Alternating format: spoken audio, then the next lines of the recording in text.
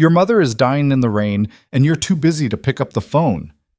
Those were the words that shattered a billionaire's world, spoken by a waitress who had every reason to stay silent. In the heart of Manhattan, where power is currency and compassion is weakness, Lena Brooks made a choice that would expose a corporate empire's darkest secrets. She saved a life the world had discarded, refused money that could have changed everything, and walked into a trap designed to destroy her. But when they framed her for corporate espionage and a billion-dollar theft, they made one fatal mistake. They underestimated a woman who had survived far worse than their boardroom games. This is the story of how one act of humanity ignited a war, and how the truth, buried under lies and power, fought its way to the surface. If you're watching from anywhere in the world, drop your city in the comments. I want to see how far this story travels. The rain came down like nails. Lena Brooks stood behind the counter of Sal's Diner on West 44th Street, watching the storm turn the city into a blur of headlights and misery. Her feet ached. Her back ached. Everything ached. She'd been on shift since 6 that morning, and it was now past 9 at night. Her daughter Maya was with Mrs. Chen upstairs, again, because childcare cost more than Lena made in a week, and favors were all she had left. "Lena, we're closing in 10, Sal barked from the kitchen. "Start wiping down." She nodded, too tired to argue. The diner was empty except for a trucker nursing his third coffee and a couple who'd been arguing in whispers for the last hour. Lena grabbed a rag and started on the tables, her mind already on the walk home, the groceries she couldn't afford, the overdue electric bill sitting on her counter like a threat. Then she saw her. Through the rain-streaked window, just beyond the glow of the diner's neon sign, an elderly woman sat slumped in a wheelchair. No umbrella, no coat, just a thin cardigan soaked through, clinging to her frail frame. Her head was tilted forward, and even from inside, Lena could see her trembling. Lena's heart lurched. She dropped the rag and moved toward the door. "Lena, what the hell are you doing?" Sal's voice followed her. "We're closed." She didn't answer. She shoved the door open and stepped into the storm. The cold hit her like a fist. Rain pounded her skull, soaked through her uniform in seconds, but she didn't stop. She ran to the woman, her sneakers splashing through puddles, and dropped to her knees beside the wheelchair. "Ma'am? Ma'am, can you hear me?" The woman's eyes fluttered open, pale blue, clouded with confusion and cold. Her lips were turning purple. I don't..." Her voice was barely a whisper. Lena didn't wait for more. She grabbed the wheelchair handles and shoved. The wheels caught on the curb, stuck in a crack. She planted her feet, pulled with everything she had, and the chair lurched forward. The woman gasped, clutching the armrests, and Lena kept going, half dragging, half pushing the chair across the sidewalk and through the diner door. The warmth inside hit them both like a wall. "Jesus Christ, Lena!" Sal was red-faced, hands in the air. "What are you doing? We're closed!" "She was dying out there," Lena snapped, wheeling the woman toward the back booth. "You want me to leave her?" Sal opened his mouth, then shut it. The trucker and the couple stared. Lena ignored them all. She grabbed a stack of clean towels from behind the counter and wrapped them around the woman's shoulders, then another around her head. The woman was shaking so hard her teeth chattered. "It's okay," Lena murmured, crouching beside her. "You're safe now. I'm going to get you warm." She ran to the kitchen, filled a bowl with hot soup, chicken noodle, the only thing left, and brought it back. The woman's hands were too weak to hold the spoon, so Lena held it for her, lifting it to her lips like she did for Maya when she was sick. The woman sipped. Once, twice. Then her eyes focused, and she looked at Lena, really looked at her, for the first time. "Thank you," she whispered. Lena's throat tightened. "Don't thank me yet. Just eat." The woman managed a few more spoonfuls before her hand steadied enough to take the bowl herself. Lena sat across from her watching, and for the first time noticed the details. The woman's cardigan was expensive, cashmere maybe, even soaked. Her wheelchair wasn't some hospital rental. It was custom, high-end, and on her wrist, barely visible under the towel, was a bracelet that caught the light. Diamonds. "What's your name?" Lena asked gently. The woman blinked, as if the question surprised her. "Evelyn? Evie." "I'm Lena." Evie, what were you doing out there? Evie's face crumpled. I don't know. I was at the clinic for my appointment. He was supposed to pick me up. Who? My son. Her voice broke. He said he'd be there. He promised. Lena felt her stomach twist. Did you call him? I tried. He didn't answer. Evie's hands shook around the bowl. I waited. An hour. 2. The clinic closed. They asked me to leave. I thought maybe if I waited outside, he'd come. Lena's jaw tightened. How long were you out there? Evie didn't answer. She didn't have to. The purple tint to her skin, the violent shaking, it had been too long. Where do you live? Lena pressed. I can call you a cab, or I don't have my phone. I don't have my purse. Evie's voice cracked and tears spilled down her cheeks. I don't even know where he is. Lena reached across the table and took Evie's hand. It was ice cold, brittle as bird bones. It's okay. We'll figure it out. Do you remember your address? Evie shook her head, her face twisting with shame. I used to. I can't remember things like I used to. Lena's chest ached. She'd seen this before, her own grandmother, in the months before she passed. The fog that rolled in, stealing words and faces and places. The fear in her eyes when she couldn't find her way home. Okay, Lena said softly. That's okay. We'll find another way. Sal cleared his throat from the counter. Lena, I gotta lock up. Give me 5 minutes. It's been 20. Lena shot him a look that could have melted steel. Sal sighed and went back to the kitchen. Evie finished the soup, and color began to return to her face.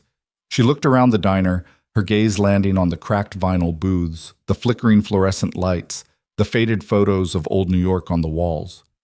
This is a good place, she said quietly.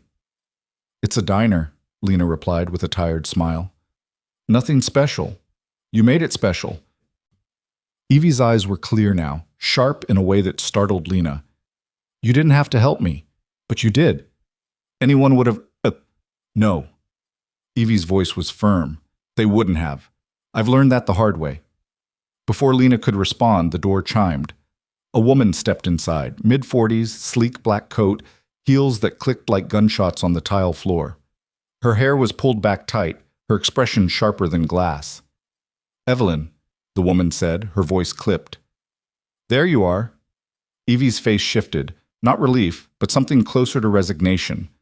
The woman's gaze swept over Lena, dismissive and cold. I'm Camille Rourke. I work for Mrs. Sullivan's son. I've been looking everywhere for her. Lena stood slowly. She was abandoned outside a clinic, in a rainstorm, for hours. Camille's smile didn't reach her eyes. There was a miscommunication. These things happen. These things? Lena's voice rose. She could have died. But she didn't. Camille moved to the wheelchair, her hands already on the handles. Thank you for your assistance. We'll take it from here. Wait, Lena started, but Evie reached out and touched her arm. It's all right, dear, Evie said softly. Thank you. Truly. Lena wanted to argue, to demand answers, to do something, but Evie's eyes were pleading. Let it go. Camille wheeled her toward the door, and Lena watched, helpless, as they disappeared into the rain. The door swung shut behind them, and the diner felt colder than before. Sal came out of the kitchen, wiping his hands on a towel. That was weird. Lena didn't answer. She stared at the door, at the empty booth, at the towels still damp on the seat. You did a good thing, Sal added quietly. Did I? Lena whispered. Because it didn't feel good. It felt unfinished, wrong. She grabbed her coat, clocked out, and walked home through the rain. The whole way she couldn't shake the image of Evie's face. The shame, the fear, the quiet acceptance of being forgotten. By the time Lena climbed the stairs to her apartment, she was soaked through and bone-tired. Mrs. Chen handed over a sleeping Maya with a sympathetic smile, and Lena carried her daughter to bed, tucking her in with the kind of tenderness that came from knowing how fragile everything was. She sat on the edge of Maya's bed, watching her breathe, and thought about Evie, about sons who didn't answer their phones, about mothers left in the rain, and she thought about the woman who'd taken her away, Camille Rourke, with her sharp suit and sharper eyes. The way she'd looked at Lena, like she was nothing, like saving someone's life was an inconvenience. Lena fell asleep that night with a knot in her chest that wouldn't loosen. The next morning, the diner was slammed. Lena barely had time to think as she poured coffee, took orders, and dodged Sal's grumbling about the dishwasher being broken again. The rain had stopped, but the city was still gray, still cold, and the customers were cranky. At 11:30, the door chimed. Lena glanced up and froze. The man who walked in was tall, maybe 6'2", with dark hair going silver at the temples and a suit that probably cost more than her rent. He moved like he owned the room, his eyes scanning the diner with the kind of detached assessment that made Lena's skin prickle. He walked straight to the counter and sat down. Lena approached slowly, her notepad in hand. "What can I get you?" He looked at her, really looked at her, and something flickered in his expression. Recognition? No. Something sharper. "Coffee," he said. "Black." She poured it, set the cup down, and turned to go. "You're Lena Brooks." She stopped, turned back. "Do I know you?" "No." His voice was smooth, controlled. "But I know you. You helped my mother last night." Lena's heart kicked. "You're Evie's son." "Grant Hayes." He didn't offer his hand. "I wanted to thank you." "Thank me?" Lena's voice was flat. "You left her in the rain." His jaw tightened. There was a scheduling conflict. A scheduling conflict. Lena set the coffee pot down hard enough that it rattled. "Your mother was dying. She waited for you for hours, and you didn't even pick up the phone." Grant's eyes went cold. "You don't know what you're talking about." "I know she was turning blue when I found her. I know she thought you'd come. I know she cried when she realized you wouldn't." For a moment, something cracked in his expression, something raw and human, but it was gone in an instant, replaced by the mask of a man who had spent his life in control. "I'm here to make it right," he said quietly. He reached into his jacket and pulled out an envelope. He set it on the counter between them. "For your trouble." Lena stared at the envelope. She didn't touch it. "Open it," Grant said. She did. Inside was a check. $10,000. Lena's breath caught. 10,000. Enough to pay her rent for 6 months. Enough to buy Maya new shoes, new clothes, a birthday party she'd remember. Enough to stop drowning. She looked at Grant Hayes, at his calm, expectant expression, and something inside her snapped. She tore the check in half. Grant's eyes widened. "I don't want your money," Lena said, her voice shaking. "I want you to be a better son." She tore it again and again. The pieces fluttered to the counter like snow. Grant stared at her, his face unreadable. "You think you can fix this with a check?" Lena continued, her voice rising. "You think that makes it okay? She's your mother. She waited for you. She believed you'd come. And you left her there like she was nothing." "I didn't." "Yes, you did." Lena leaned forward, her hands flat on the counter. "You made her feel disposable, and no amount of money changes that." The diner had gone silent. Every customer was staring. Sal stood frozen in the kitchen doorway. Grant Hayes looked at Lena like he'd never been spoken to that way in his life. And maybe he hadn't. He stood slowly, his face carved from stone. "You have no idea what my life is like." "And you have no idea what hers is like," Lena shot back. "But I do, because I was there." For a long moment they stood there, locked in a silent war. Then Grant turned and walked toward the door. He paused with his hand on the handle, his back to her. "My mother spoke very highly of you," he said quietly. "She said you were kind." Lena didn't answer. Grant left. The door swung shut and the diner exploded into whispers. Sal hurried over, his face pale. "Lena, do you know who that was?" "Evie's son." "That's Grant Hayes, the Grant Hayes, CEO of Hayes Global. He's worth billions." Lena shrugged.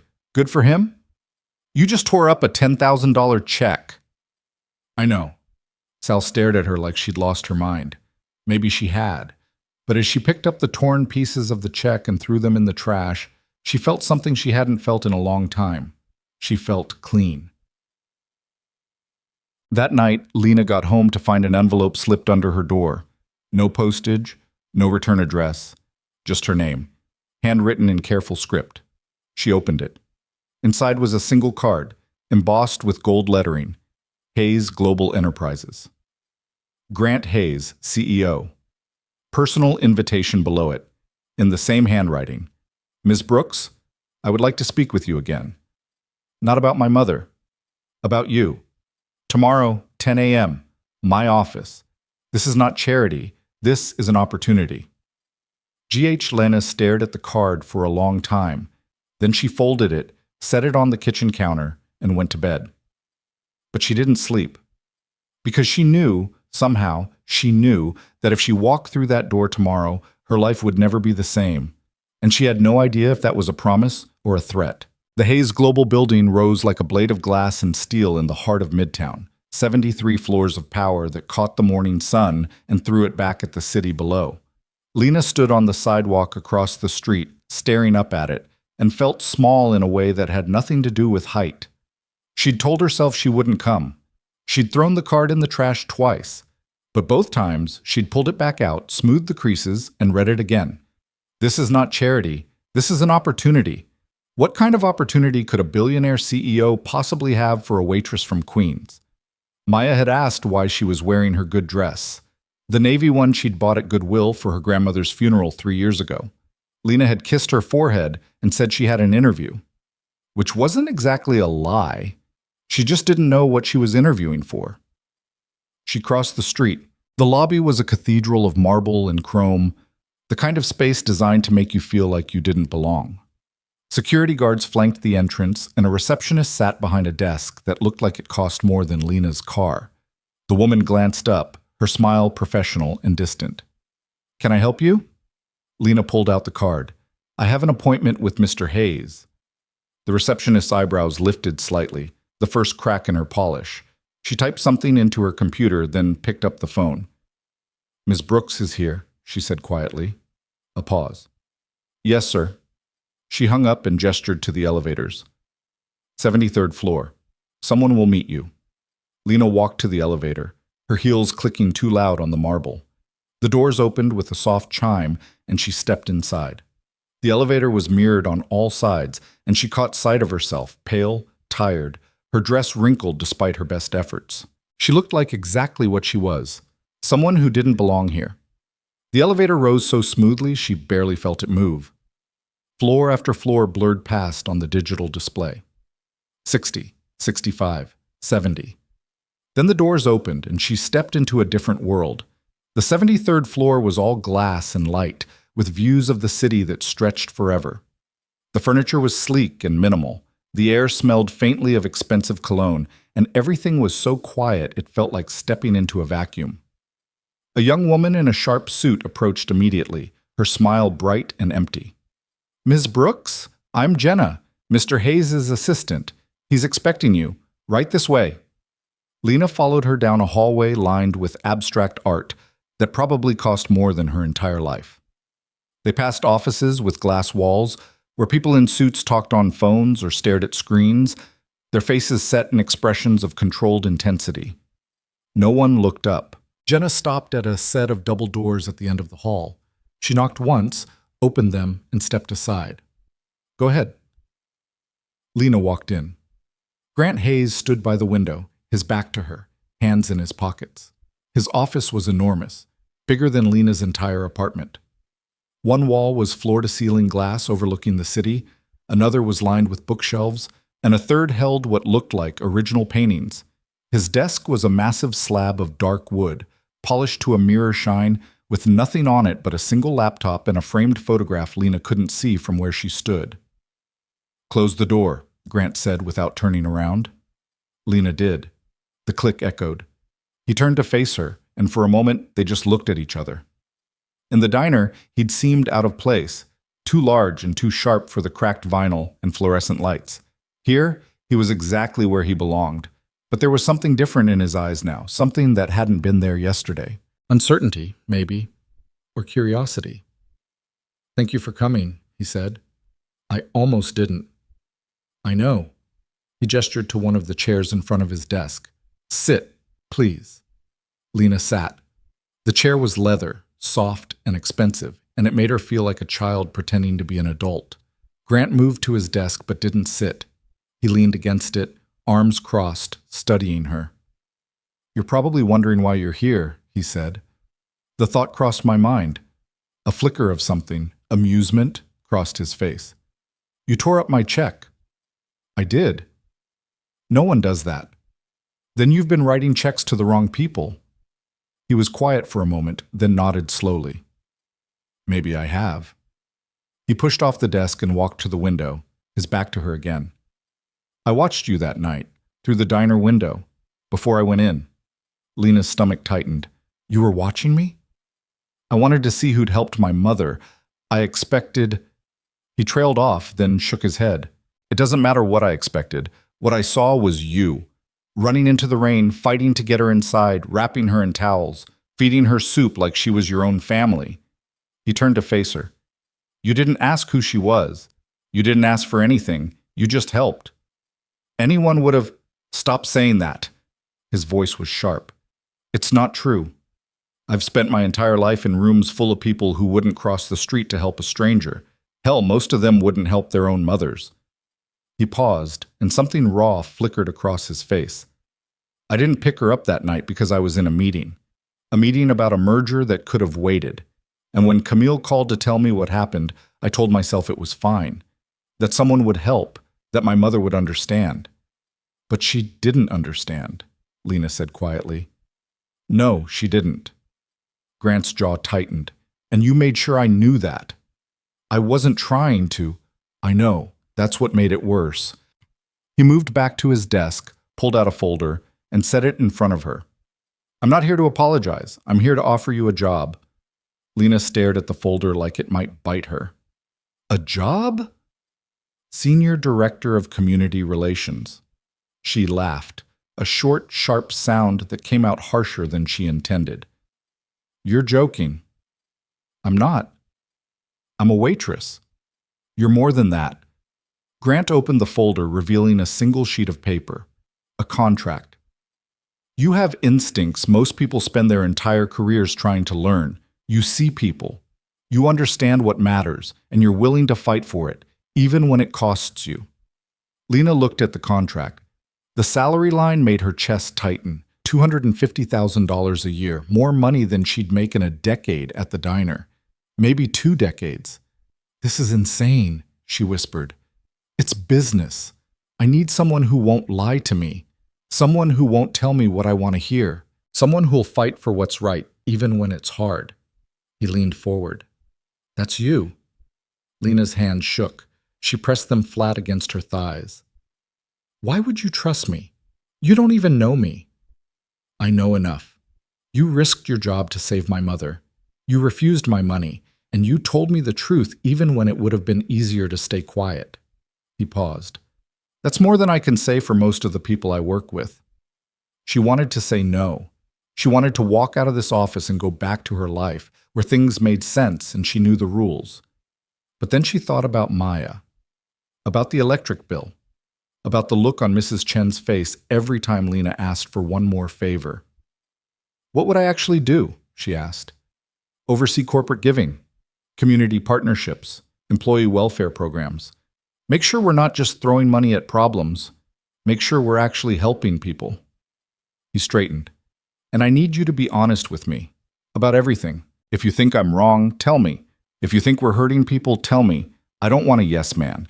I want someone who'll hold me accountable. Lena looked at him, really looked at him, and saw something she hadn't expected. Guilt, regret, and beneath that a desperate kind of hope that maybe, just maybe, he could fix what he'd broken. I need to think about it, she said.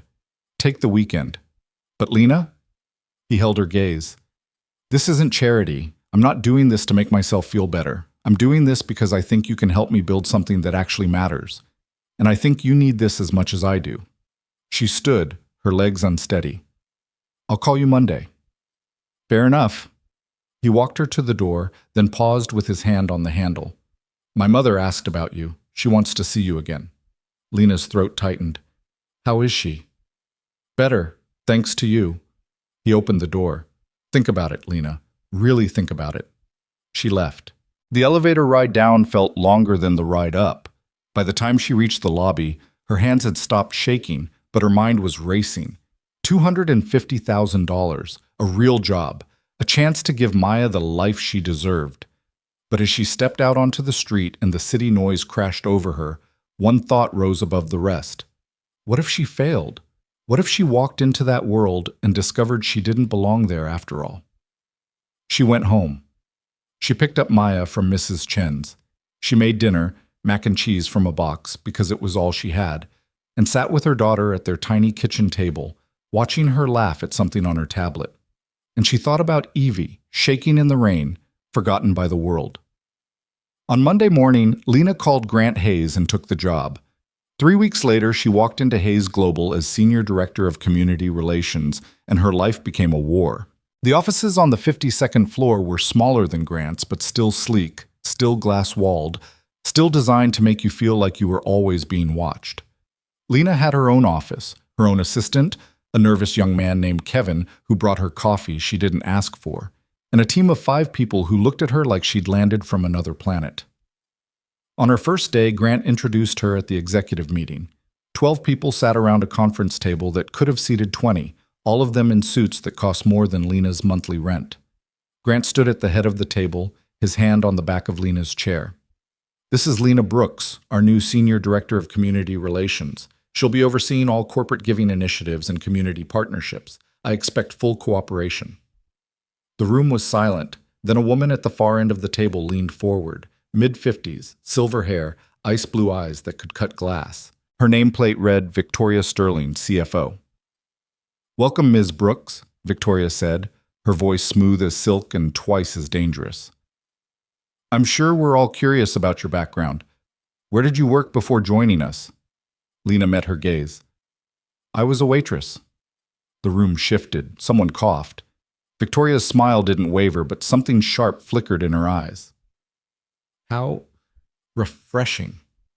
And what experience do you have in corporate philanthropy?" "None," Lena said.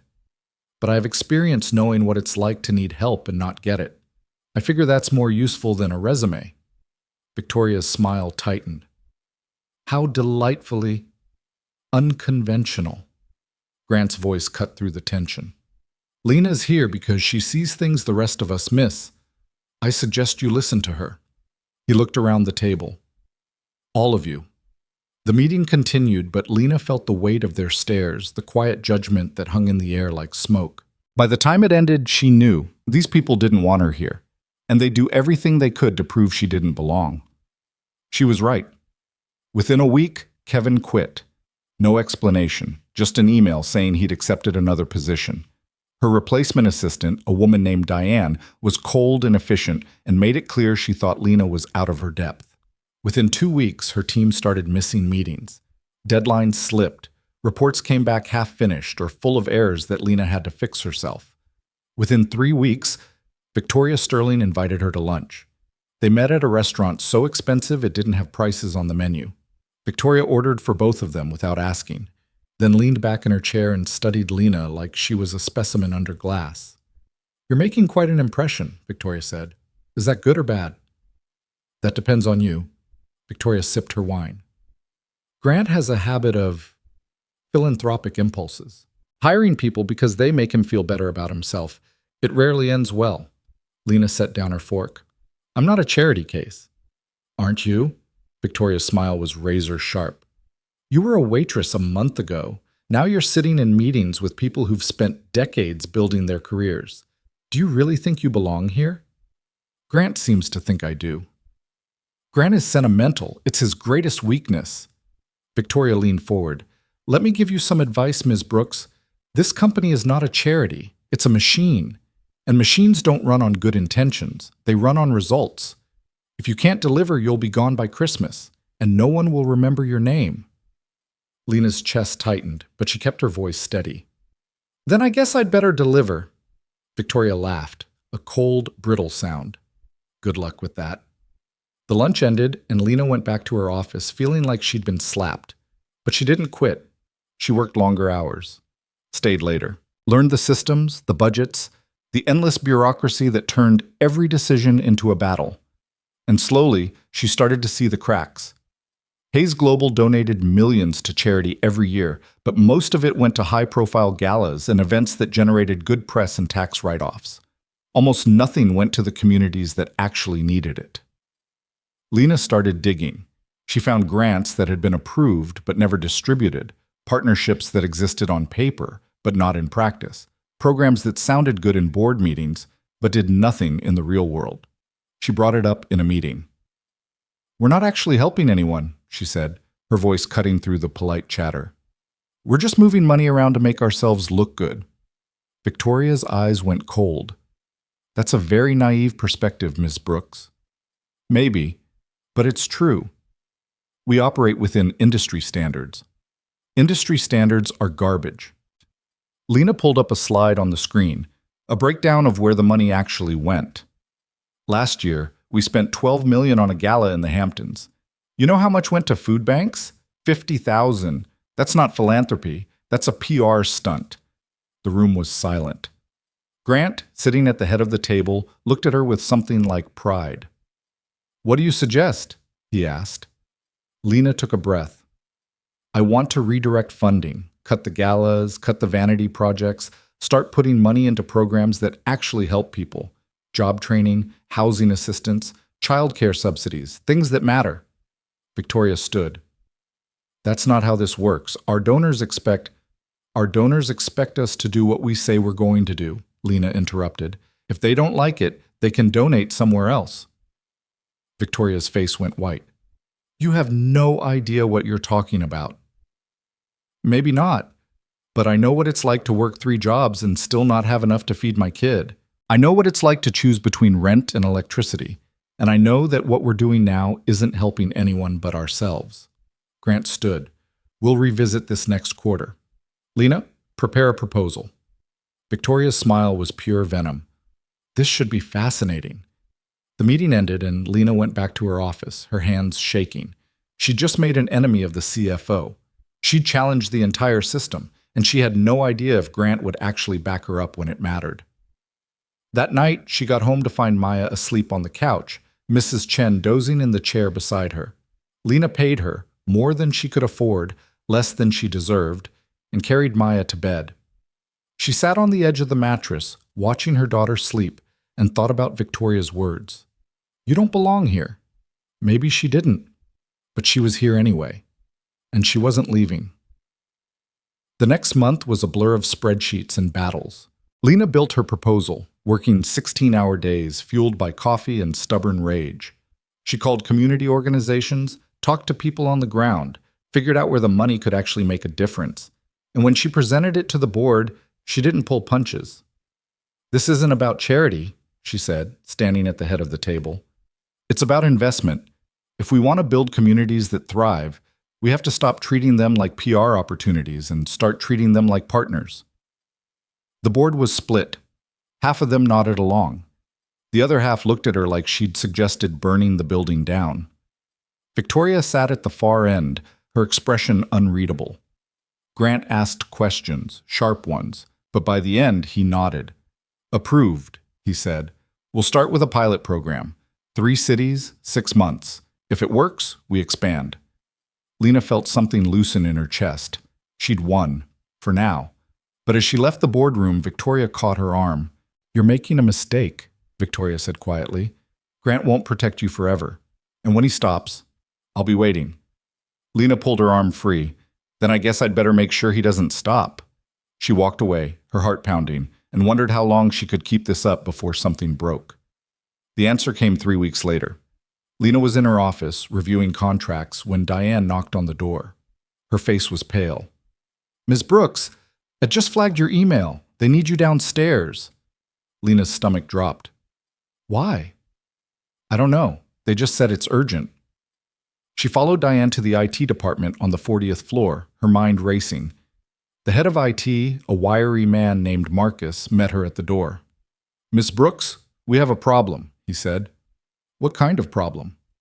He led her to a conference room where 2 other people sat, both in suits, both looking grim.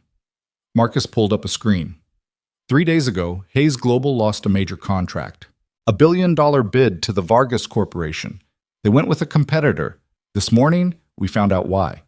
He clicked a button, and an email appeared on the screen. Lena's email, her name, her signature.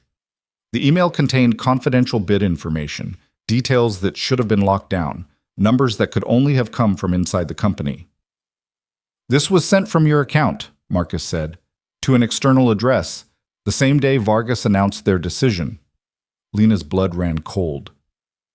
I didn't send that. The logs say you did, from your computer at 11:42 p.m. I wasn't here at 11:42 p.m. I was home with my daughter. Marcus exchanged a glance with the others. Can you prove that? Lena's mind raced. She'd been home. She'd made dinner. Maya had fallen asleep watching TV. But proof? She had nothing. No receipts, no witnesses, just her word against a digital trail. This is a setup, she said, her voice shaking. Someone used my account. We're looking into it. But Ms. Brooks? Marcus hesitated. The board's been notified. They want to see you. Now. Lena walked to the 73rd floor, her legs numb, her mind screaming. This was it. Everything she'd built, everything she'd fought for, gone. Because someone had decided she didn't belong. The boardroom was full. Grant sat at the head of the table, his face carved from stone. Victoria was beside him, her expression calm and satisfied. The other executives watched Lena like vultures circling a carcass. Ms. Brooks, Grant said quietly. Sit down. She sat. You've seen the evidence, he continued. What do you have to say? Lena met his eyes. I didn't do this. The logs are wrong, or they've been tampered with. I don't know which, but I didn't send that email. Victoria leaned forward. Ms. Brooks, we understand this must be difficult, but the evidence is clear. Your account, your computer, your access codes. Someone else had access. No one else had your codes, Victoria said smoothly, unless you're suggesting you gave them to someone. I didn't. Then how do you explain it? Lena's throat tightened. She had no answer, no proof, nothing but the truth, and the truth wasn't enough. Grant's voice was quiet. Lena, I want to believe you, but I need more than your word. Then give me time to prove it. We don't have time. The board wants you terminated immediately. The room spun. Lena gripped the edge of the table. You're firing me? We're conducting an investigation, Grant said. Until then, you're suspended, effective immediately. Victoria stood. Security will escort you out. Please surrender your access badge and company property. Lena looked at Grant, searching his face for something. Doubt, hesitation, anything, but he'd already turned away. She left. Security walked her to her office, watched as she packed her things into a box, and escorted her to the elevator. The entire floor watched in silence. When the elevator doors closed, Lena pressed her back against the wall and fought to breathe. She'd been set up, framed, destroyed, and she had 72 hours to prove it before her life fell apart completely. The box sat on Lena's kitchen table like evidence of a crime. Inside were the remnants of a life she'd barely started to build, a nameplate that still smelled like new plastic, a coffee mug someone had given her as a welcome gift, 3 months' worth of notes scribbled on legal pads, and a photo of Maya she'd kept on her desk. She stared at it all and felt nothing. Numb. Hollowed out. Maya was at school. Mrs. Chen had offered to pick her up, bless her, because Lena had come home at noon looking like she'd been hit by a truck. She hadn't told her what happened, hadn't told anyone. What was there to say? I got my shot, and I blew it. I thought I belonged, and I was wrong. Her phone buzzed. A text from an unknown number. This is what happens when you don't know your place. Lena's hands shook. She blocked the number, but another text came through a minute later. Different sender, same message. You should have stayed in the diner. Then another. Go back where you belong. She threw the phone across the room. It hit the wall and clattered to the floor, screen cracked but still glowing with new messages she couldn't bear to read. Someone knocked on the door. Lena froze. The knocking came again, harder this time, insistent. She walked over slowly, checked the peephole, and her breath caught. Evie sat in her wheelchair in the hallway, alone. No Camille, No handler. Just her, looking smaller and frailer than Lena remembered, her hands folded in her lap. Lena yanked the door open. "Evie, what are you doing here?" "I heard what happened," Evie said quietly. Her voice was steadier than it had been in the diner, clearer. "May I come in?" Lena stepped aside and Evie wheeled herself into the tiny apartment. She looked around, at the peeling wallpaper, the secondhand furniture, the toys scattered across the floor, and something sad and knowing flickered in her eyes. "How did you even find me?" Lena asked, closing the door. "I made some calls, pulled some strings I didn't know I still had." Evie turned her wheelchair to face Lena. "My son told me you were suspended. He said there was evidence." "There is. Fake evidence. Someone set me up." "I know." Lena blinked. "You know?" "I didn't live 76 years in this world without learning how to spot a framed job." Evie's eyes were sharp now, burning with something Lena hadn't seen before. Intelligence. Fire. "Grant thinks you're guilty. Victoria's convinced him, and the board's ready to throw you to the wolves. Then why are you here?" Evie reached into the bag hanging from her wheelchair and pulled out a slim folder. She held it out. "Because I was where you are once, and someone helped me. Now it's my turn." Lena took the folder. Inside were printouts, emails, financial records, documents she didn't recognize. She looked at Evie, confused. "What is this?" "My past." Evie's voice was steady, controlled. "Before I got sick, before I became the woman my son leaves in the rain, I was the CFO of Hayes Global. 23 years. I built half the systems that company runs on." She paused. "Including the ones someone just used to destroy you." Lena's knees went weak. She sat down hard in the nearest chair. "You were the CFO?" "Until the dementia started. I stepped down 5 years ago. Recommended Victoria for the position." Evie's mouth tightened. "Biggest mistake of my life." "Why?" "Because Victoria Sterling doesn't care about the company. She cares about control. And you threatened that control the moment you walked through the door." Evie gestured to the folder. "Look at the third page. The email logs." Lena flipped through the papers, her hand shaking.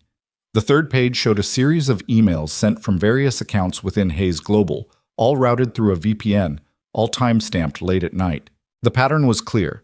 Someone had been systematically accessing confidential files for months. "These aren't from my account," Lena said. "No, but they're from the same network node your computer was connected to. Whoever did this was in the building. They had physical access." Evie leaned forward. "Now look at page 7. Lena turned the pages. Page 7 was a financial statement. A series of wire transfers from Hayes Global accounts to offshore holdings, millions of dollars. The signature at the bottom made her stomach drop. Damon Webb, Senior Strategy Director. "Damon Webb," Lena whispered. "He's on the executive team. I've met him. He's also Victoria's protege and her lover, though they think no one knows." Evie's voice was cold. "I started digging the moment Grant told me you'd been suspended. It took me 2 days to find this. Webb's been skimming for 18 months, small amounts at first, then larger. He routes it through shell companies, then back into accounts he controls. The Vargas contract leak wasn't random, Lena. It was a distraction." "A distraction from what?" "From the fact that he's about to disappear with $40 million of company money, and he needed a scapegoat. Someone new, someone without connections." Evie's eyes burned. "Someone expendable." Lena felt like the floor had opened beneath her. "Why would he choose me?" "Because you were fighting Victoria's systems, threatening her control. She probably gave Webb your name herself." Evie's hands tightened on the armrests of her wheelchair. "They were going to let you take the fall, destroy your life, and walk away clean. But you found this." "I found enough to prove you didn't send that email. The rest, the money trails, the offshore accounts, that'll take someone with access to the company's internal systems, someone who knows where to look." Lena's mind raced. IT. Marcus in IT. He seemed, I don't know, uncomfortable when he showed me the logs. Like he knew something was off, but couldn't say it. "Marcus Chen?" Evie's eyebrows lifted. "He's good, smart. And he owes me a favor from way back. You know him? I hired him 15 years ago. If anyone can crack Webb's trail, it's him. Evie pulled out her phone, ancient, simple, the kind old people bought at pharmacies, and dialed a number from memory. Marcus, it's Evelyn Sullivan. I need you to do something for me. She explained quickly, precisely, like she'd done this 1,000 times before. Lena listened, watching this woman transform from the fragile, abandoned figure in the rain to someone else entirely, someone formidable. When Evie hung up, she looked at Lena. Marcus will dig deeper, but we need more. We need someone inside who can access Webb's office, his computer, his files, someone he won't suspect. I'm suspended. I can't get into the building. No, but you know someone who can. Lena's breath caught. Grant. Grant's blinded by Victoria right now. She's convinced him you're guilty. But if we can show him proof, real, undeniable proof, he'll listen. He's stubborn, not stupid. Evie's eyes softened. You need to trust him, Lena. I know that's hard right now, but he's my son, and I know him. He wants to do the right thing. He just needs to see what the right thing is. Lena stood, pacing the tiny apartment. Everything in her screamed that this was insane, that she should walk away, go back to the diner, forget this ever happened. But then she thought about Maya, about the life she'd almost given her, about the texts on her phone, the venom, the people who wanted her to disappear. What do I do? She asked. You fight. Evie's voice was steel. You fight like hell, and you don't stop until they're the ones who disappear. 2 hours later, Lena stood outside Grant Hayes' apartment building in Tribeca. Evie had given her the address, told her to go now, tonight, before Victoria could poison the well any further. The building was glass and steel, 30 floors of luxury with a doorman who looked at Lena like she was selling magazine subscriptions. I need to see Grant Hayes, she said. Is he expecting you? No, but tell him Lena Brooks is here. Tell him I have proof. The doorman made a call. A long pause. Then he nodded. 30th floor, penthouse A. The elevator ride felt like falling. Lena's reflection stared back at her from the mirrored walls, pale, tired, desperate. She looked like someone begging. Maybe she was. The elevator opened directly into Grant's apartment. The space was huge, minimalist, all clean lines and expensive art. Floor-to-ceiling windows showed the city glittering below. Grant stood by those windows, still in his suit, a glass of whiskey in his hand. He didn't turn when she stepped out. You shouldn't be here, he said. I know, but I need you to listen to me. Lena, please, her voice cracked. Just listen. He turned slowly. His face was drawn, exhausted, and there was something in his eyes that made her chest ache. Doubt. Maybe even regret. I didn't send that email, she said. I didn't leak anything. Someone set me up and I can prove it. The logs were faked or manipulated. I don't know how yet, but I know they're wrong. She pulled out her phone, opened the photo of the documents Evie had given her, and held it up. Damon Webb has been stealing from your company for 18 months, millions of dollars. The Vargas leak was a distraction so he could cover his tracks, and I was the patsy. Grant took the phone, his eyes scanning the screen. His jaw tightened. Where did you get this? Your mother. He looked up sharply. My mother? She came to my apartment today, gave me these files, told me she used to be your CFO. Lena's voice shook. She said she knows what it's like to be pushed out, to be made invisible, and she's helping me prove what really happened. Grant set the phone down carefully. He walked to the window, hands in his pockets, and stared out at the city. For a long moment, he said nothing. I wanted to believe you, he said finally. But Victoria showed me the evidence. The board wanted your head, and I... He trailed off. I didn't fight for you. I should have. But I didn't. Then fight for me now. He turned. If you're right, if Webb did this, it means Victoria's been lying to me. It means she's been covering for him. Maybe even helping him. I think she was. Then she's not just a thief, she's a traitor. His voice was cold, hard. And I trusted her. I'm not asking you to trust her. I'm asking you to trust me. Grant looked at her for a long time. Then he pulled out his phone and made a call. Marcus, it's Grant Hayes. I need you in my office tomorrow morning, 6 a.m. And bring everything you have on Damon Webb's network activity for the past 2 years. Every login, every file access, every email. He paused. I don't care if it takes all night. Just do it. He hung up and looked at Lena. If you're lying to me, I'm not. If you're wrong, I'm not. He nodded slowly. Then we end this tomorrow. Lena left his apartment feeling like she'd swallowed broken glass. Hope and terror fought in her chest, and she didn't know which would win. She went home, paid Mrs. Chen, held Maya until she fell asleep, and lay awake staring at the ceiling until dawn. At 5:30 a.m., her phone rang. Marcus. Lena, I found it. All of it. Webb's been using spyware to clone credentials. Yours, Grant's, even Victoria's. He's got access to everything. And the money trail, it's worse than we thought. He's stolen over $60 million. Lena's heart hammered. Can you prove it? I've got logs, bank records, VPN traces, everything. But there's more. He's scheduled a transfer for today, 10 a.m., $40 million. Once that clears, he's gone. We've got 4 hours. I'll call Grant. She did. He answered on the first ring. I'm already in the office, he said. Marcus just sent me the files. Jesus Christ, Lena. It's all real. What do we do? Get here. Now. We're calling an emergency board meeting, and we're ending this. Lena threw on clothes, left Maya with Mrs. Chen, and took a cab to Midtown. The city was just waking up, the streets still quiet, and she felt like she was driving toward a cliff. When she walked into the Hayes Global building, the security guard looked surprised but waved her through. Grant must have cleared her. She took the elevator to the 73rd floor. The boardroom was already full. Every executive, every director, every person who'd watched her get escorted out 3 days ago. They stared as she walked in. Victoria sat at the far end, her face pale, her eyes locked on Grant. Grant stood at the head of the table, a laptop open in front of him. Marcus stood beside him, holding a tablet. And in the corner, in her wheelchair, sat Evie. Thank you all for coming on short notice, Grant said, his voice cold and controlled. We have a situation, a serious one, and it needs to be addressed immediately. Victoria leaned forward. Grant, what's this about?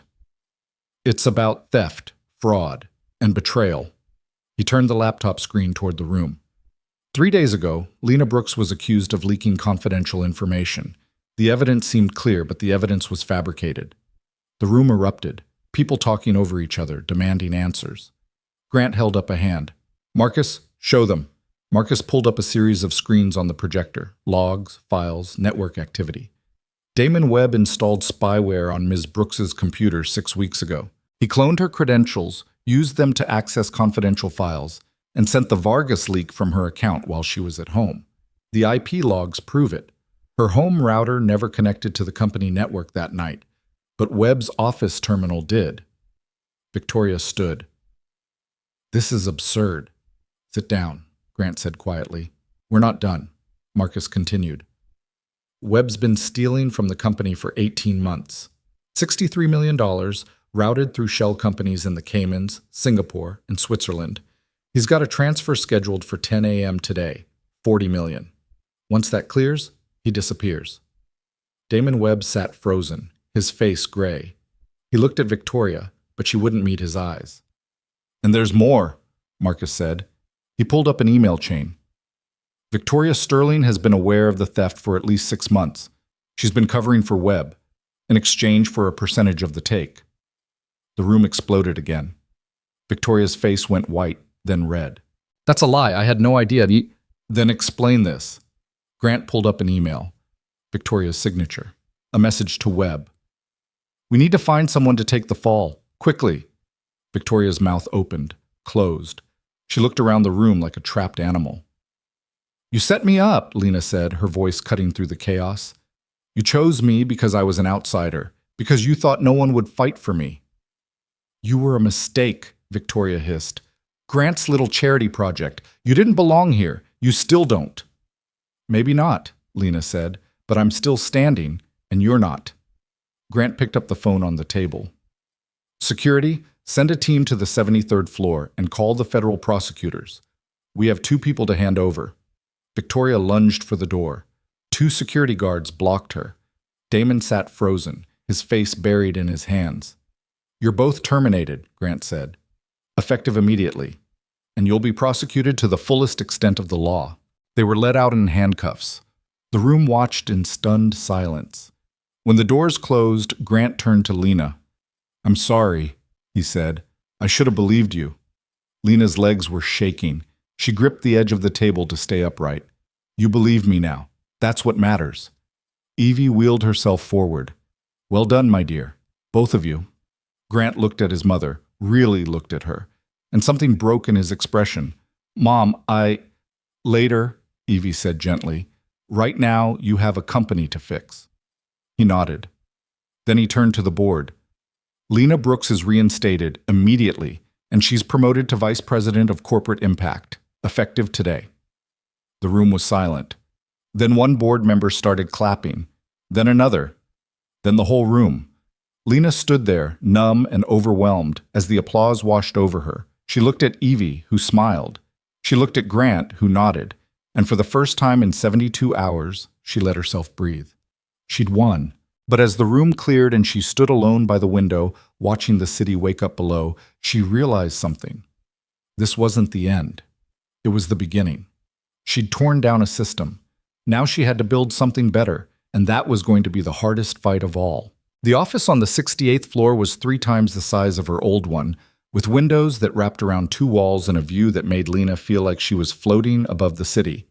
Her new title was etched on a brass plate beside the door. Lena Brooks, Vice President of Corporate Impact. She'd stared at it for 5 minutes the first day, half expecting someone to come tell her it was all a mistake. But no one came. Instead, people started showing up. Staff from other departments asking questions about the new initiatives. Junior executives requesting meetings to discuss community partnerships.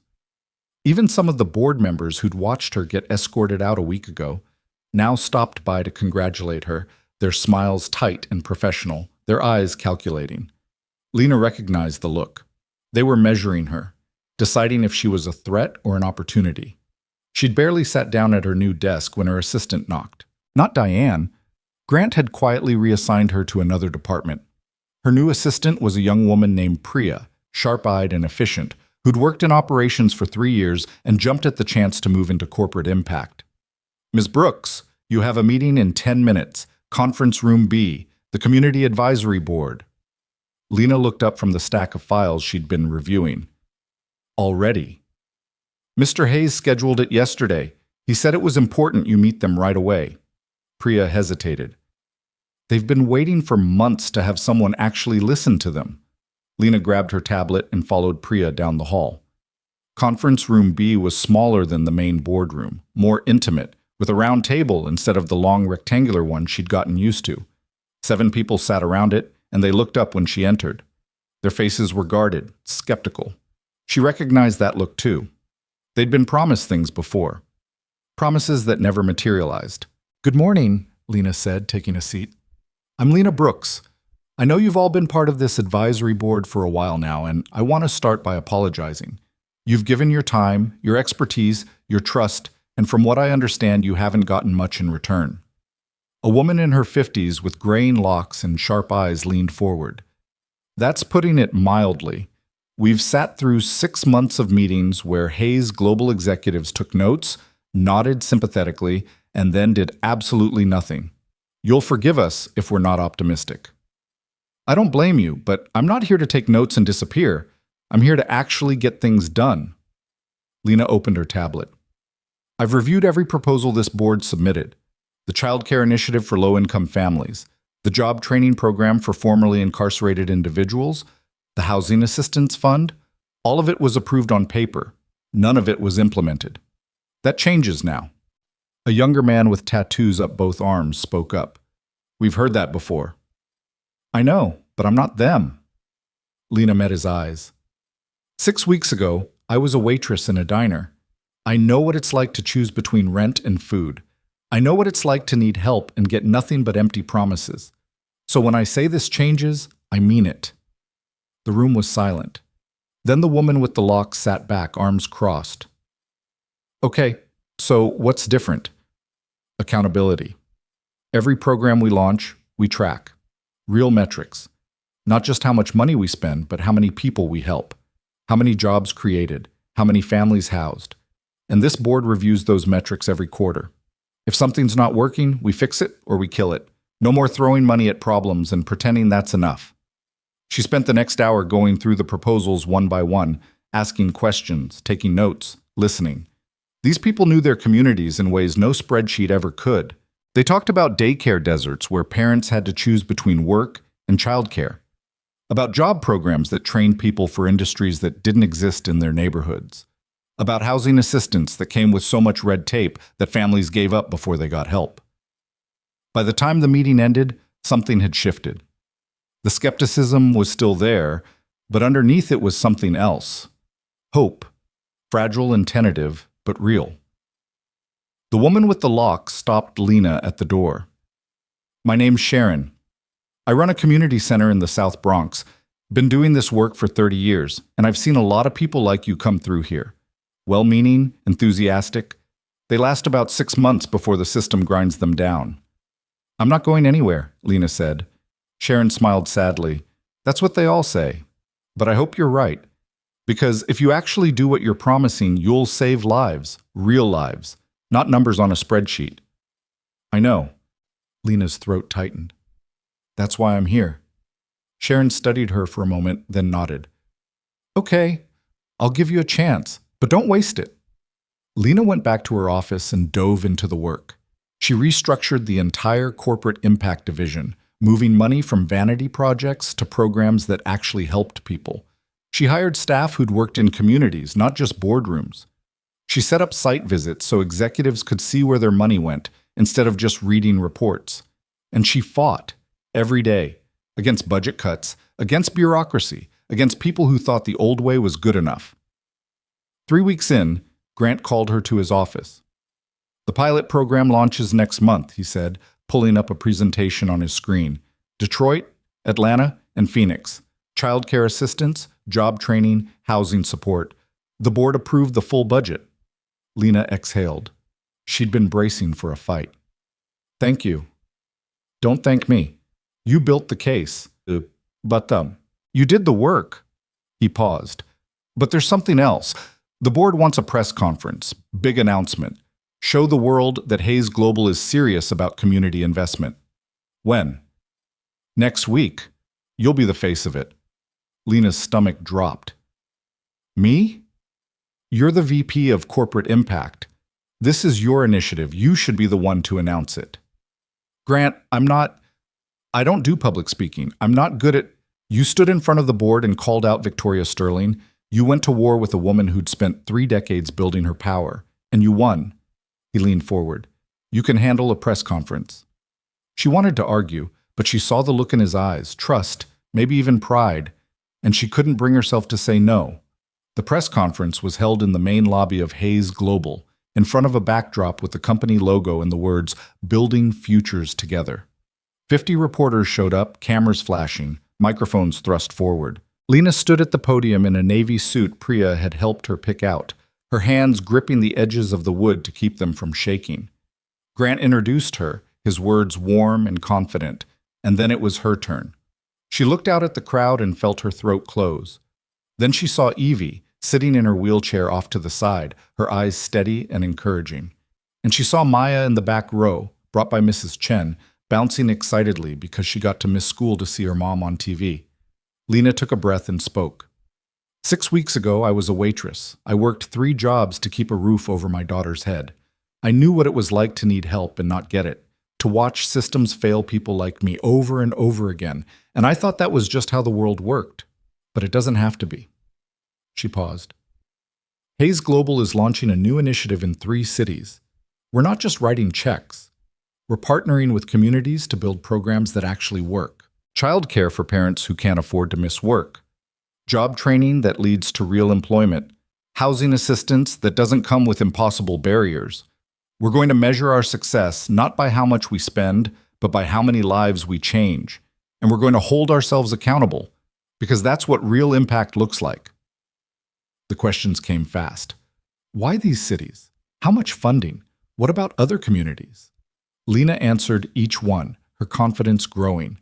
By the end, the reporters were nodding, taking notes, and one even applauded. The press conference ended, and Lena stepped off the stage feeling like she'd run a marathon. Grant caught her arm. "You were perfect." "I was terrified." "Didn't show." He smiled.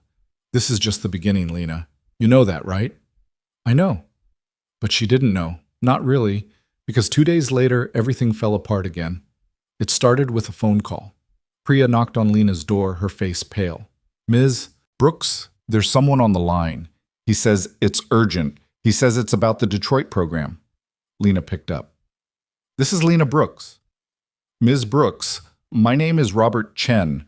I'm a city councilman in Detroit. I just saw your press conference, and I need to talk to you about the partnership you announced with the East Side Community Development Corporation." "Okay, what about it?" "That organization is run by Marcus Delacroix. He's been under investigation for fraud for the past year. Federal investigators believe he's been funneling grant money into personal accounts. If Hayes Global partners with him, you're going to be tied to a scandal." Lena's blood went cold. "Are you sure?" "I'm looking at the subpoena right now. It hasn't gone public yet, but it will. Probably within the week. If you announce a partnership with Delacroix's organization, you'll be crucified in the press." "We've already announced it." "Then you need to back out, now, before this blows up." Lena hung up and immediately called Marcus in IT. Not the same Marcus. This one was her contact at the Eastside CDC, the man she'd vetted personally. The one who'd given her a tour of the facilities and introduced her to families who'd been helped by their programs. He didn't answer. She tried again. Nothing. She grabbed her jacket and went straight to Grant's office. He was in a meeting with 2 executives, but she didn't care. She walked in, interrupting. "We have a problem." Grant looked at her, saw her face, and dismissed the executives immediately.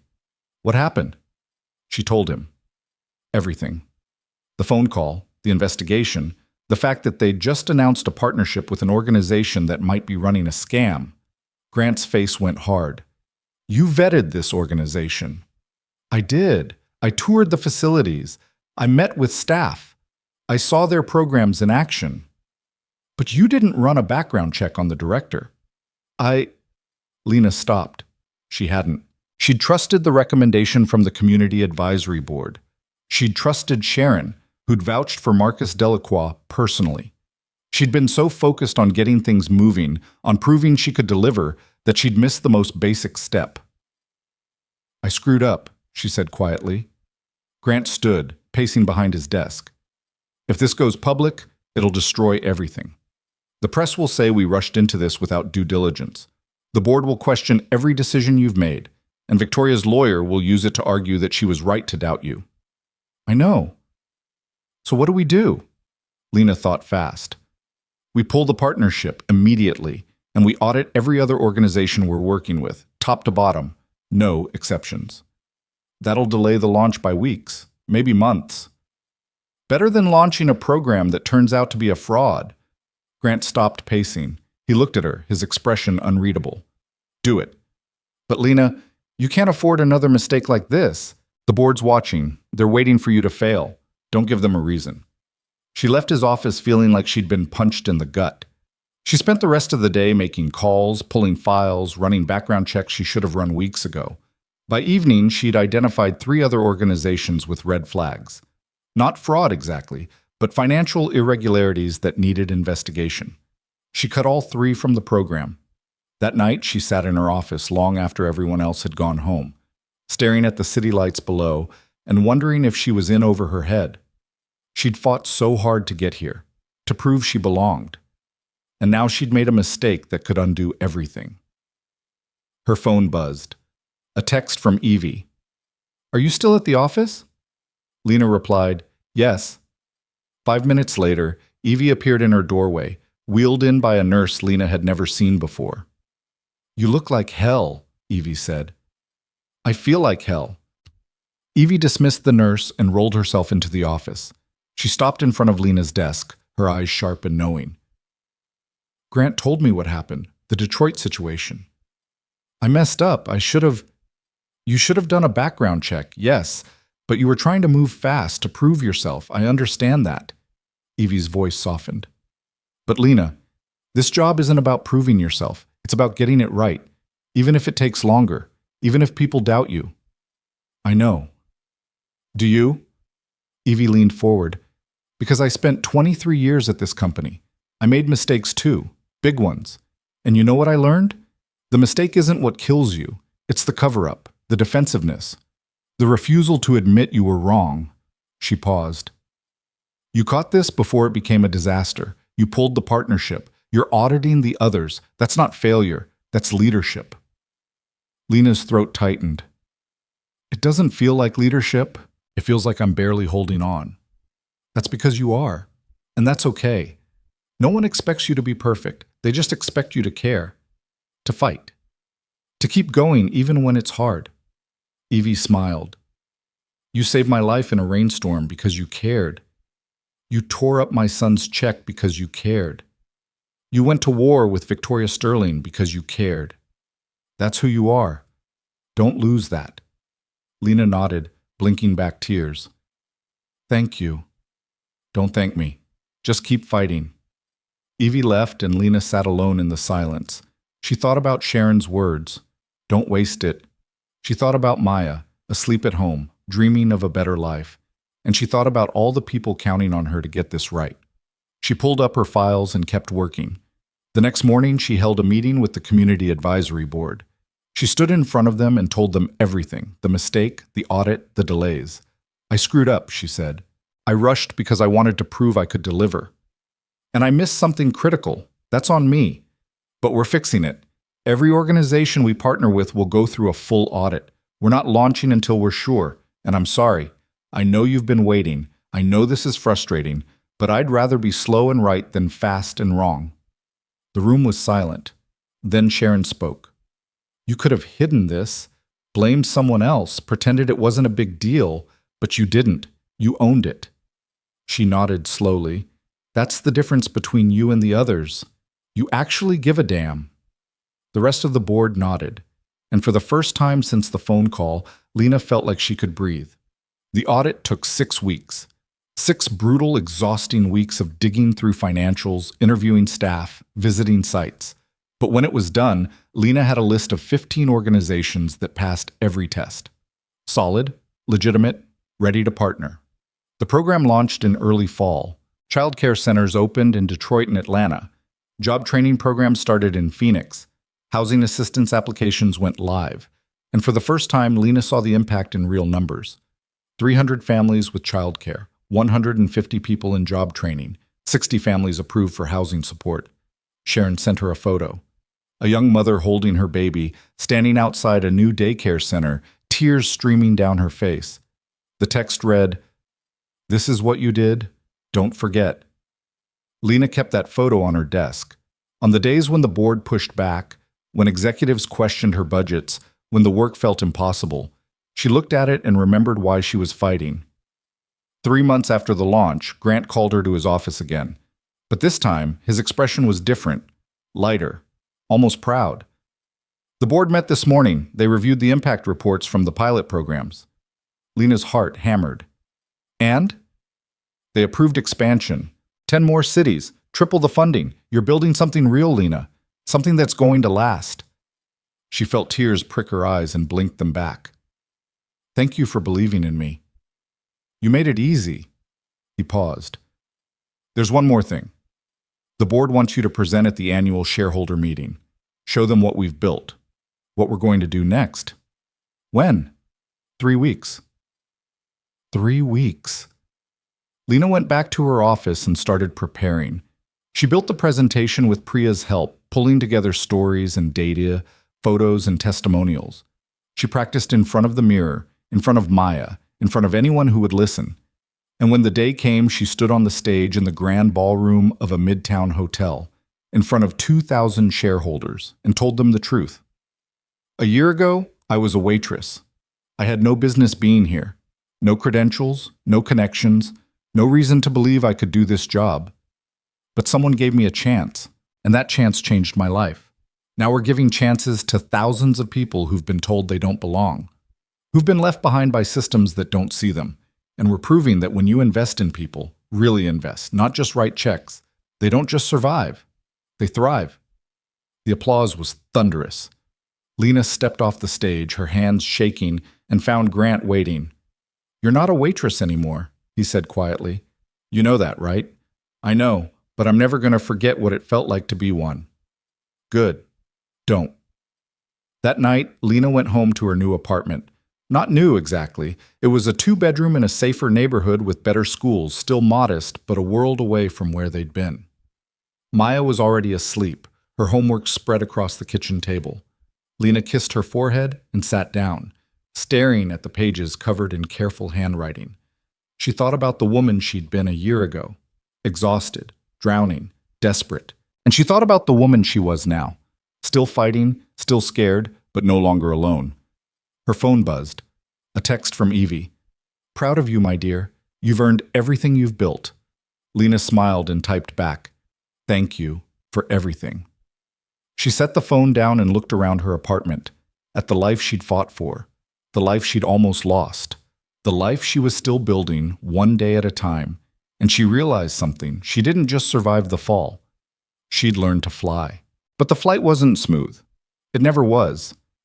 2 months after the shareholder meeting, on a gray January morning that felt like the city itself was holding its breath, Lena walked into her office to find an envelope on her desk. Plain, white, no return address, just her name in neat block letters. She opened it carefully, half expecting another threat like the ones she'd gotten during the suspension. Instead, she found a single photograph. It showed her and Maya outside their apartment building, taken from across the street. Maya was holding Lena's hand, laughing at something, completely unaware they were being watched. On the back, written in the same block letters, "Be careful who you trust." Lena's hands went cold. She grabbed her phone and called security immediately. The head of security, a former cop named Daniel Reeves, came up within minutes. He studied the photo, his jaw tight. "This was taken recently, maybe last week based on what your daughter's wearing. Who would do this? Could be a lot of people. Victoria Sterling's trial starts next month. Damon Webb's lawyer is trying to cut a deal. You're the star witness against both of them. Could be intimidation. They're in federal custody. They have friends, money, reach." Daniel pulled out his phone. "I'm assigning a security detail to you and your daughter, starting today." "I don't want Maya scared. I don't want her hurt." His voice was firm. "This is non-negotiable, Ms. Brooks. Someone's watching you. That means someone's thinking about you. And people who think about you in that way don't just stop." Lena felt her stomach twist. She'd fought so hard to build a normal life for Maya, and now someone was threatening to take that away. She called Grant. He listened in silence, then said simply, "Whatever you need, security, legal, anything. You're not facing this alone." The security details started that afternoon. A woman named Sarah, former Secret Service, who blended into the background so well that Maya barely noticed her. She walked Maya to school, stayed nearby during pickup, and swept their apartment every evening for bugs or cameras. Lena hated it, hated feeling watched, even by someone protecting her, but she hated the alternative more. The photo haunted her. She kept it in her desk drawer, pulling it out when she needed to remember why she was fighting. Because it wasn't just about her anymore. It was about Maya, about keeping her safe in a world that suddenly felt a lot more dangerous. 3 weeks later, the trial began. The courtroom was federal, downtown, with high ceilings and wooden benches that made everything feel heavy and permanent. Lena sat in the witness waiting room, her hands folded in her lap, trying not to think about the fact that in 30 minutes she'd be under oath, telling a room full of strangers about the worst period of her life. Grant found her there. He sat down beside her without asking, just being present. "You don't have to do this," he said quietly. "Yes, I do. The prosecutors have enough evidence. Your testimony is just, it's the truth. And someone needs to say it." She looked at him.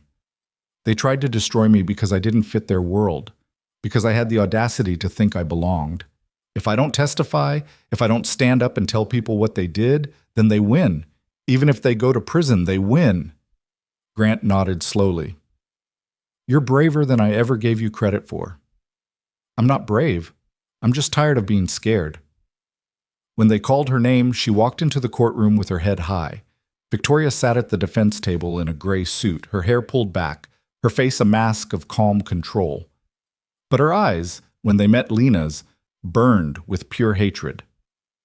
Lena took the stand. The prosecutor, a sharp woman named Andrea Chen, walked her through it.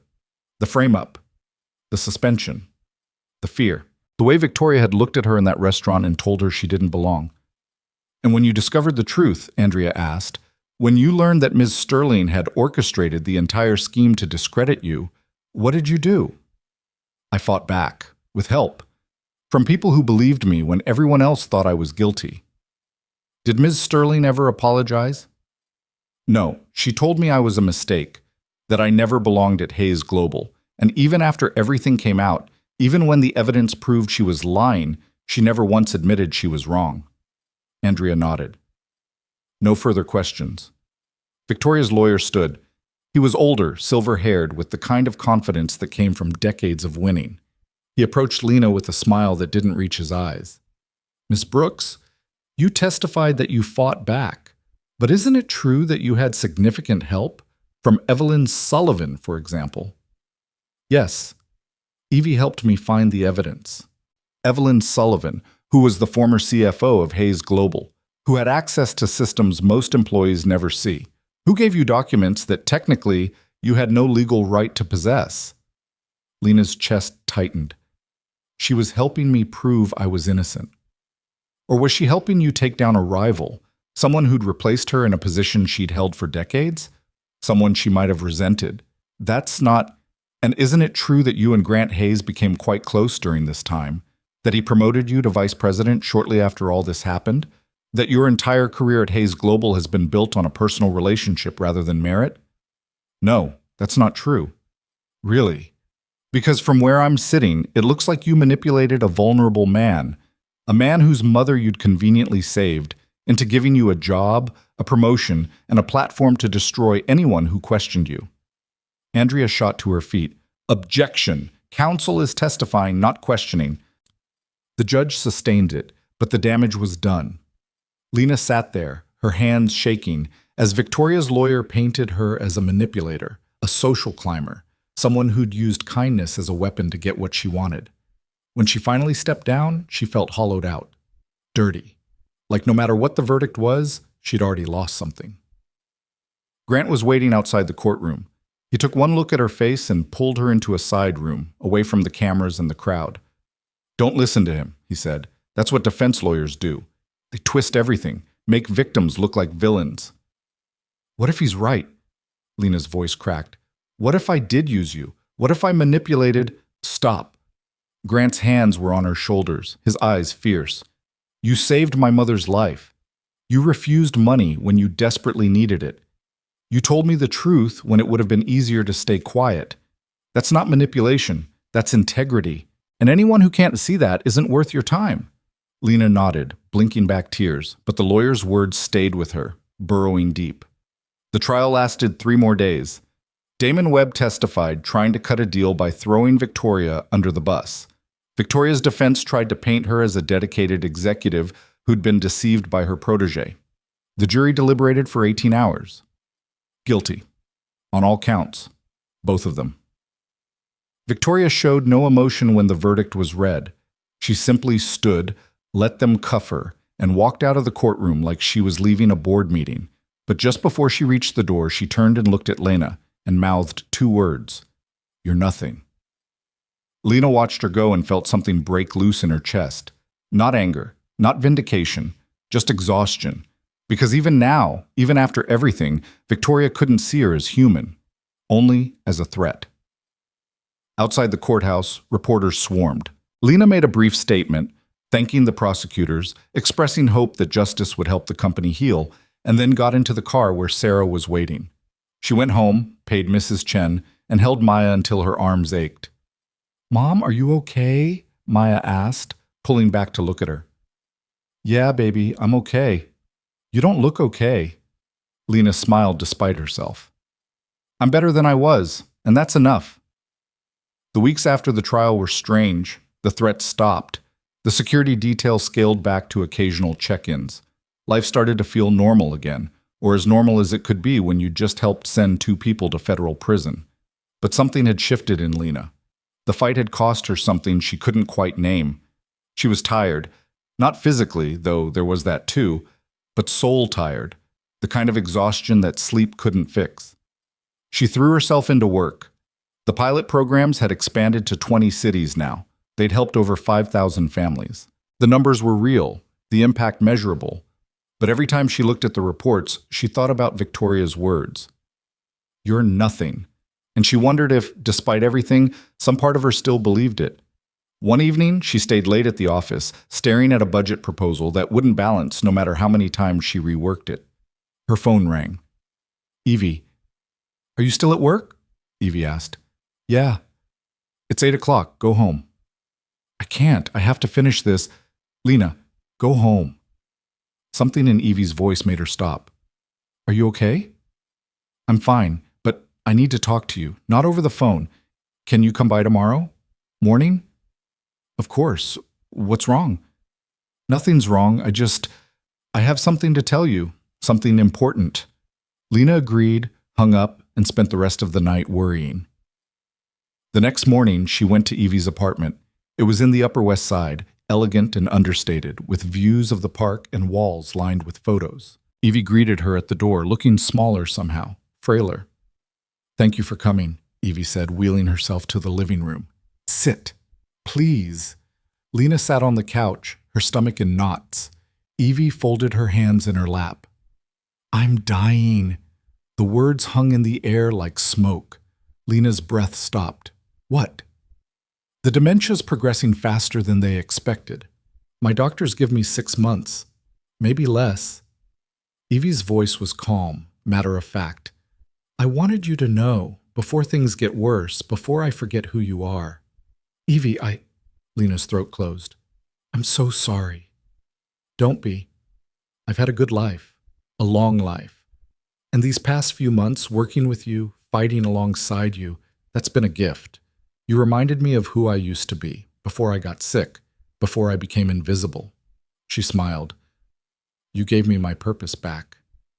You gave me everything, my job, my chance, my life." "No, you gave yourself those things. I just helped you see you were worthy of them." Evie reached across and took Lena's hand. "But there's something else, something I need you to do for me. Anything. Grant, my son." Evie's eyes filled with tears. "He's so angry at me, has been for years, ever since I started forgetting things, making mistakes. He sees me as this burden he has to manage, and I don't blame him, but I don't want to die with that between us." "What do you want me to do?" "Talk to him. Make him understand that I'm not just his mother with dementia. I'm still me, somewhere under all the fog, and I need him to see that before I'm gone." Lena nodded, tears streaming down her face. "I will. I promise." She left Evie's apartment and went straight to Grant's office. He was in a meeting, but she didn't care. She walked in, interrupted, and said, "We need to talk, now." He saw her face and dismissed everyone immediately. "What happened?" "Your mother's dying, 6 months, maybe less, and she thinks you hate her." Grant went pale. "I don't." "She feels like a burden to you, like you're managing her instead of loving her. And maybe she's right. That's not fair. Isn't it?" Lena's voice rose. "When was the last time you actually spent time with her? Not just checking in or making sure she's cared for, but actually being with her, talking to her, treating her like she's still the woman who built half this company?" Grant's jaw tightened. "You don't understand what it's like. Watching someone you love disappear piece by piece, knowing there's nothing you can do to stop it. You're right. I don't understand. My mom died when I was 12. Cancer. And I would have given anything for 6 more months with her, even if she didn't remember my name, even if she couldn't feed herself. Just 6 more months to tell her I loved her, to sit with her, to be there." Lena's voice broke. "You have 6 months. Don't waste them being angry at something she can't control." Grant stared at her, his face crumbling. Then he put his head in his hands and cried. Lena sat beside him, letting him fall apart, and when he finally looked up, His eyes were red but clear. "What do I do?" he asked. "You start showing up, not as her manager, as her son." He did. Over the next weeks, Lena watched Grant transform his relationship with his mother. He started having lunch with her twice a week. He took her to the park. He sat with her and listened to her stories, even when she told him the same ones 3 times in an hour. And slowly, the anger melted away, replaced by something gentler. Acceptance. Love. One afternoon, Lena stopped by Evie's apartment and found Grant there, sitting beside his mother's wheelchair, holding her hand. They were watching old movies, and Evie was laughing at something on the screen. She looked happy. More than that, she looked seen. Grant looked up when Lena entered and mouthed 2 words, "Thank you." As winter turned to spring, the programs Lena had built continued to grow. 30 cities now. Over 12,000 families helped. The numbers kept climbing, and with them, the stories. Parents who could work because they had childcare. Formerly incarcerated people who found jobs and rebuilt their lives. Families who moved into stable housing and didn't have to choose between rent and food anymore. Sharon sent her updates constantly. Photos, testimonials, evidence that the work was real, that it mattered. But the work had changed Lena too. She was harder now, more careful. She triple-checked everything, vetted everyone, built systems to catch problems before they became disasters. She'd learned that good intentions weren't enough, that you had to be relentless, meticulous, and willing to admit when you were wrong. In May, Grant called a board meeting. When Lena walked in, the entire executive team was there, along with several board members. Grant stood at the head of the table. Over the past year, our corporate impact division has fundamentally changed how this company operates. We're not just profitable, we're purposeful, and that's because of one person. He looked at Lena. The board has voted to expand the division, double the budget, triple the staff, and we want Lena to lead it all as our new Chief Impact Officer. The room applauded. Lena stood there, stunned, as people she'd fought with and fought for came forward to shake her hand. She'd gone from waitress to vice president to C-suite in a year. It felt impossible, unreal. That night she called Evie to tell her the news. Evie's voice was weak, fading. "I'm so proud of you. I couldn't have done any of this without you." "Yes, you could have. You just needed someone to tell you that you could." Evie paused, breathing labored. "Promise me something, Lena." "Anything. Don't stop fighting, even when it gets hard, even when people tell you you don't belong. Keep fighting, for the people who need you." "I promise." 2 weeks later, Evie died peacefully in her sleep. Grant called Lena at dawn, his voice shattered, and she drove to his apartment and held him while he cried. They planned the funeral together. A small service, intimate, for the woman who'd built an empire and been forgotten, until a waitress in a rainstorm remembered she mattered. Lena spoke at the funeral. She talked about the woman in the wheelchair, abandoned and alone, who'd become her greatest ally, who taught her that power wasn't about titles or money, but about using whatever you had to make things right. That even when the world tried to make you invisible, you could choose to be seen. Grant spoke too. He talked about his mother not as the woman with dementia, but as the CFO who'd built systems that still ran the company. The woman who'd fought for what was right, even when it cost her. The mother he'd forgotten to see until it was almost too late. After the funeral, people came back to Grant's apartment. Lena stood by the window watching the city below and felt someone come up beside her. "Sharon." "I didn't know you'd be here," Lena said. "Evie and I knew each other, long time ago. She helped fund my community center when no one else would." Sharon looked out at the city. "She was a fighter, like you." I don't feel like a fighter. I feel like I'm barely keeping my head above water." "That's what fighting looks like. It's not always dramatic. Sometimes it's just getting up every day and doing the work, even when you're tired, even when people doubt you." Sharon turned to her. "You've helped thousands of people, Lena. Changed their lives. That's not nothing." "It's not enough. It never is. But that doesn't mean it doesn't matter." Lena nodded, blinking back tears. Sharon squeezed her shoulder and walked away, leaving Lena alone with the view and her thoughts. Over the next months, she poured herself into the work, launched programs in 15 more cities, built partnerships with organizations across the country, trained staff to run the systems she'd created. And slowly, The division stopped being about her. It became something bigger, self-sustaining, real. Maya graduated from 5th grade that June. Lena sat in the audience of the school auditorium, watching her daughter walk across the stage to accept an award for academic excellence, and felt her chest swell with pride. This was what she'd fought for. This moment. This future. After the ceremony, Maya ran over, clutching her certificate. "Mom, did you see?" "I saw, baby. I'm so proud of you." "Ms. Chen said you're changing the world. Is that true?" Lena knelt down, eye level with her daughter. "I'm trying. One person at a time." "Can I help when I'm older?" "You already are. Every time you work hard, every time you're kind, every time you stand up for what's right, you're helping. You're changing your world. And that matters just as much as anything I do." Maya hugged her, fierce and tight, and Lena held on, thinking about all the mothers who didn't get this, who worked 3 jobs and still couldn't give their kids a better life, who fell through cracks in systems that didn't care. That's who she was fighting for. That's who she'd always be fighting for. A year to the day after she'd saved Evie in the rainstorm, Lena stood in her office on the 68th floor and looked out at the city. So much had changed. She'd been destroyed and rebuilt. She'd lost allies and gained others. She'd learned that belonging wasn't about fitting into someone else's world. It was about building a world where people like her had a place. Grant knocked on her door. "Got a minute?" "Always." He came in, holding a folder. "The board approved your proposal. The national expansion, full funding, starting next quarter." Lena exhaled. It was the biggest initiative yet. Programs in all 50 states. Partnerships with hundreds of organizations. A complete overhaul of how corporations thought about community investment.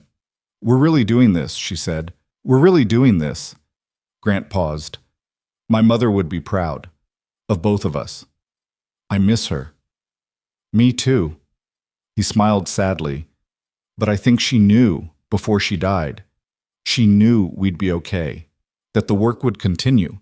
That we'd figure it out." "Do you ever regret it? Hiring me?" Grant looked at her, surprised. "Never. Not once. You're the best decision I ever made." "Even though I had no experience? No qualifications?" "Especially because of that. You saw things we couldn't see. You cared in ways we'd forgotten how to care. You reminded us that business isn't just about profit. It's about people." He held out his hand. "Partners?" Lena shook it, feeling the weight of everything that word meant. "Partners." He left and Lena sat down at her desk. She pulled out the photo Sharon had sent her a year ago. The young mother with her baby crying outside the daycare center. She taped it to her wall, and she looked at it every day, a reminder of why she fought, what the work meant. Her phone buzzed. A text from Maya.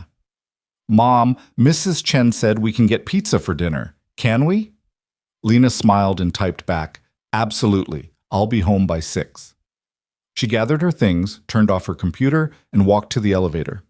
As the doors closed and the city fell away below her, she thought about the woman she'd been, drowning, desperate, invisible. And she thought about who she was now, still fighting, still scared, but no longer alone. The elevator opened on the ground floor, and she stepped out into the lobby. The same marble floors, the same glass doors. But everything felt different now, because she'd walked through those doors as a stranger, and she was leaving as someone who belonged. Outside, the city roared around her. People rushing past, each with their own battles, their own stories. She pulled out her phone and called Maya back. "Hey, baby. Yeah, pizza sounds perfect. I'll pick you up in 20 minutes. She hung up and started walking, blending into the crowd, just another person trying to make it in a city that never stopped moving. But she was more than that now. She was proof that one act of kindness could change everything. That fighting for what was right, even when it cost you everything, was worth it. That belonging wasn't something you were given. It was something you earned by refusing to disappear. And as she walked through the streets of Manhattan, past the diner where it all started, past the buildings that had once felt so impossibly far away, Lena Brooks smiled, because she'd done it. She'd survived the fall. She'd learned to fly. And she'd spent every moment of that flight lifting others up with her. That was the real victory. Not the title, not the money, not even the programs, though they mattered more than anything. The victory was in knowing that she'd used her pain to ease someone else's. that she'd taken her second chance and turned it into second chances for thousands of others. And that was enough. More than enough. It was everything.